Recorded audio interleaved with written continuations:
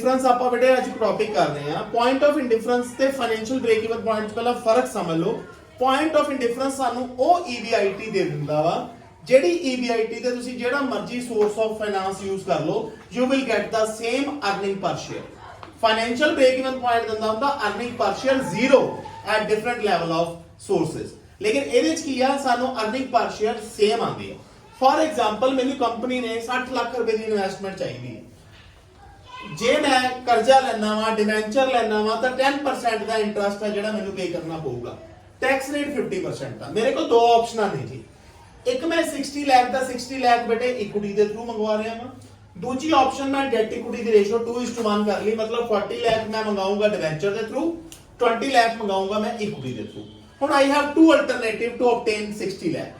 मैं उन्हां दोनों अल्टरनेटिव दे जेहड़े फार्मूले आ उन्हां नु पैरेलल टू ईच अदर रख लूंगा। आ मेरे फार्मूले आ x minus interest 1 minus t minus pd over s1 is equal to x minus interest two 1 minus t minus pd over s2।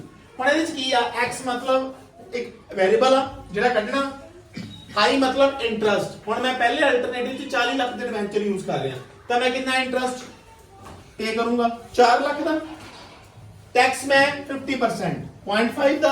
Preference dividend मैं यूज ही नहीं कर रहा, प्रेफरेंस शेयर तो डिविडेंड जीरो। जेड़े ਇਹਦੇ ਚ मैं इक्विटी कितने दी यूज कर रहा 20 लाख पहले अल्टरनेटिव। दूसरे अल्टरनेटिव च मेरी इक्विटी सारी दी सारी है 60 लाख। इंटरेस्ट ਉਹਦੇ ਚ ਜ਼ੀਰੋ ਆ ਕਿਉਂਕਿ ਮੈਂ ਡਿਵੈਂਚਰ ਯੂਜ਼ ਹੀ ਨਹੀਂ ਕਰ ਰਿਹਾ। ਪ੍ਰੈਫਰੈਂਸ ਡਿਵੀਡੈਂਡ ਉਹਦੇ ਚ ਜ਼ੀਰੋ ਆ, ਸਿਰਫ ਟੈਕਸ ਆ 0.5। ਤਾਂ ਮੈਂ ਦੋਨੋਂ ਅਲਟਰਨੇਟਿਵ ਨੂੰ ਆਪਸ ਵਿੱਚ ਸਾਹਮਣੇ ਆਮਣੋ ਸਾਹਮਣੇ ਰੱਖ ਲਿਆ, left hand side and right hand side. ਫਿਰ ਉਸ ਤੋਂ ਬਾਅਦ ਮੈਂ ਉਹਨੂੰ ਸੋਲਵ ਕੀਤਾ, ਮੇਰੀ x ਦੀ ਵੈਲਿਊ 6 ਲੱਖ ਆ ਗਈ। ਇਹ ਮੇਰੀ ਉਹ EBIT ਆ ਗਈ ਜਿਸ EBIT ਤੇ ਮੈਂ ਇਹਨਾਂ ਦੋਨੋਂ ਆਪਸ਼ਨਸ ਚੋਂ ਜਿਹੜੀ ਮਰਜ਼ੀ ਆਪਸ਼ਨ ਚੂਜ਼ ਕਰ ਲਾਂ I will get the same earning per share। ਉਹਨੂੰ ਮੈਂ ਸੋਲਵ ਕਰਕੇ ਵੀ ਇੱਥੇ ਦਿਖਾਤਾ।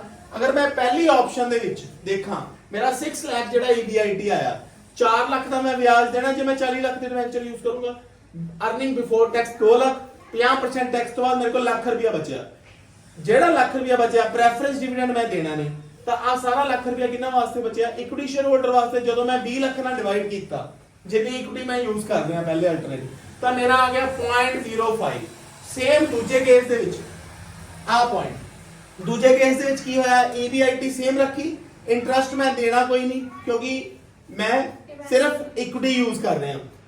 ਬਿਫੋਰ ਟੈਕਸ ਲਈ ਸੇਮ ਆ ਗਿਆ 6 ਲੱਖ। ਉਸ ਤੋਂ ਬਾਅਦ ਬੇਟੇ ਮੈਂ ਟੈਕਸ 3 ਲੱਖ ਦਾ ਦੇਤਾ 50%, 3 ਲੱਖ ਰੁਪਇਆ ਮੇਰੇ ਕੋਲ ਬਚਿਆ। ਪ੍ਰੈਫਰੈਂਸ ਡਿਵੀਡੈਂਡ ਉਹਦੇ ਚ ਵੀ ਨਹੀਂ ਦੇਣਾ ਕਿਉਂਕਿ ਮੈਂ ਕੱਲੀ ਇਕੁਇਟੀ ਯੂਜ਼ ਕਰ ਰਿਹਾ। ਲਾਸਟ 3 ਲੱਖ ਜੋ ਇਕੁਇਟੀ ਵਾਸਤੇ ਬਚਿਆ ਉਹਨੂੰ ਮੈਂ ਡਿਵਾਈਡ ਕਰਤਾ 60 ਲੱਖ ਨਾਲ ਕਿਉਂਕਿ ਸੈਕੰਡ ਅਲਟਰਨੇਟਿਵ ਚ ਮੈਂ 60 ਲੱਖ ਰੁਪਇਆ ਇਕੁਇਟੀ ਦੇ ਥਰੂ ਮੰਗਾ ਰਿਹਾ and I get the same earning per share 0.05। यही मैं ਤੁਹਾਨੂੰ ਸਮਝਾਉਣਾ ਚਾਹੁੰਦਾ ਕਿ ਪੁਆਇੰਟ ਆਫ ਇੰਡੀਫਰੈਂਸ ਮੀਨਸ ਇਹ ਸਾਨੂੰ ਉਹ EBIT ਦੇ ਦਿੰਦਾ ਜਾਂ ਇਹ ਉਹ ਪੁਆਇੰਟ ਹੁੰਦਾ ਜਿਹਦੇ ਤੇ ਜਿਹੜਾ ਮਰਜ਼ੀ ਅਲਟਰਨੇਟਿਵ ਯੂਜ਼ ਕਰ ਲਓ ਆਪਣੀ ਕੰਪਨੀ ਨੂੰ ਫਾਈਨਾਂਸ ਕਰ ਲਈ you will get the same earning per share. Thank you so much.